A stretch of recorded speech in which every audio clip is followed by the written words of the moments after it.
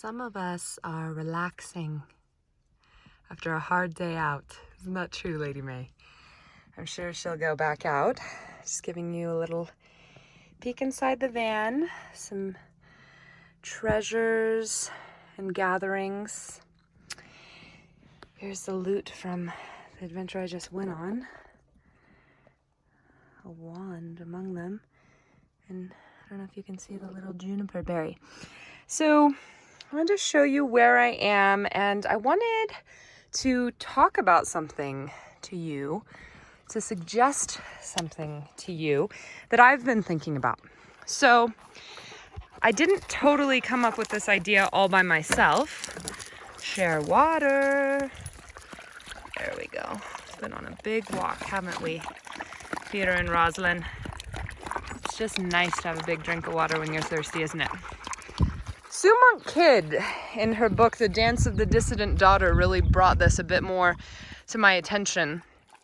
So I'll be talking about this more than just today, but I wanted to go ahead. So what's part of the problem, not so much with the idea, but with the way that we can believe it or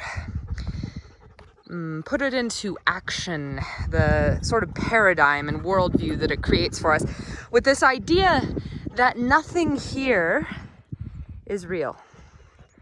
With this idea that everything here, this body, these bodies, this body, the earth, all things material are not real. As A Course in Miracles suggests, and honestly, in some aspect, as physics suggests, right? What's wrong with that to me? Not in and of itself, nothing's wrong, because I think it's true. It's sort of like the difference between creator and creation, and this is creation.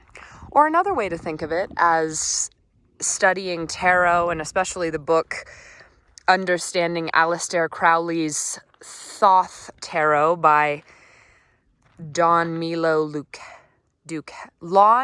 Duquette. Everything is to some degree, going down in increments, right? So if you didn't realize that tarot actually deeply, deeply corresponds to both the tree of life and astrology, the tree of life being Kabbalah, as well as astrology, it does. And that is a great book if you want to learn more about that. I bring it up because it shows how, so in tarot you have 4 suits, right? You have wands, which correspond to, and there's 4 parts of the soul, and I'm not going to remember the name of them all, and they all correspond to different parts of the tree of life as well. But think of it like these increments. So you have wands that are will, and the highest, maybe closest to kether, right? The top of the tree of life, like the will that made it, the will of God or goddess. And then, so that's the first suit, the highest suit. And then you go to cups, water. Will is fire, by the way. Wands and will are fire. Cups are water and the heart and emotion. And then you go to swords, which are correspond to ruach, which is mental energy, the mental body. And swords are air. And then you go down to the lowest of the low, which is pentacles or discs. And that is matter. That's the body. That's the material. Okay? My point is, just because it's the lowest doesn't mean it's not part of the whole. And in a way that gets very well pointed out in that book, the lowest is the most sacred because it brings us back around the circle.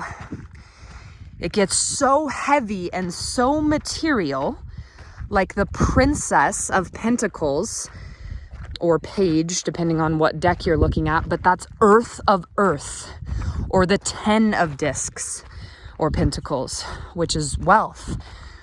signifies wealth and is the heaviest in the lowest suit, the last step of the cycle of the lowest suit. And that's one way to think of our body here, or this earth. Now, what Sue Monk Kidd pointed out to me that I find problematic is, what do we call the earth? Mother Earth. And Father God, right? That's the sky. And that's what's real, is the Father. Now, yes, the Father is real, and so is the Mother. And you're on your journey to understand this, and whatever energy your birth falls on, etc., etc., we each have a different way of speaking this. I'm telling no one what to think, just discovering what my passion is, and it's the Mother. It's Earth. It's Earth. And while it might be true that all this is a dream, why am I here? Why am I here? And does not every aspect, be it a shadow or a projection or an aspect of the one, deserve devotion and worship? Telling ourselves, oh, this body isn't real and doesn't matter. Which I went so far as to do when I was reading A Course in Miracles, as to stop moving my body yogically.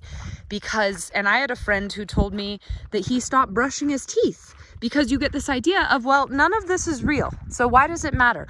Why does it matter how I treat the earth? Why does it matter if we put pesticides everywhere? Why does it matter if we put trash everywhere? Why does it matter if I feed myself? Even though from reading Autobiography of a Yogi, yes, there's the saint that's mentioned in there. It is possible to not eat food and to subsist wholly on love and the sun. And again, everyone has their own reason for being here. But to me, because my heart and my soul are with animals and plants and the earth and the land, and even my gallant metal steed, Tortigra, that's my worship, is being out here. So it doesn't really serve me to go on and on in these philosophies of this not being real. Even if it is true. I mean, everything's true on some level, isn't it? It's just that I take care of and nurture my animals the same way that Mother Earth does that for us. Like, here are my charges, including this body. Here's my charge that I've been given to take care of like a child, the same way that the earth takes care of me. And so to say this isn't real and this doesn't matter and mind is all there is, although on some level, at some point, rising up the levels all the way to Kether, to the tree of life, or all the way up to wands, the will that eventually then, became the water and the heart, the fire, the will that eventually became the water and the heart, that eventually became the sword and the intellect, that eventually became the earth. The earth. The earth is every bit as sacred as the will that created it. It's just the most condensed form. So I just want to speak from that place, because this is my holiness. There's nothing more real than this to me. There's nothing more holy than this to me. There's nothing that deserves to be worshipped more. And so, again, we each have our own word, our own way. And every time I tell these stories, I don't want it to be so that you feel like you have to think like me or I'm right. I desire it to be an arrow pointing to the vitality and import and destiny and purpose of finding what's true for you. This is my holiness. This is what is holy to me. And I desire to worship and care for the mother and the earth the same way that she does for me, the same way I do for my animals. I mean, it's not why I am here on earth to say, oh, well, these animals aren't real, so I don't need to feed them. In fact, they're hungry. And I do need to go feed them. It looks like they've been digging around. And I'm hungry as well, the animal of my body. So I look forward to your thoughts. What do you think? Since we're here in these physical manifestations, I guess my question is, what physical manifestations, or, it could be anything, what manifestations or not in manifestations ideas most reflect and, for me, embody, like I feel the divine and literally, quite literally talk to her? What does that for you? And what element do you most resonate with? Fire, will, wands, water, cups, heart, emotions, air, swords, intellect, earth,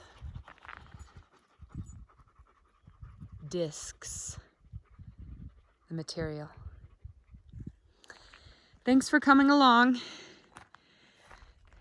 You be well, and you let me know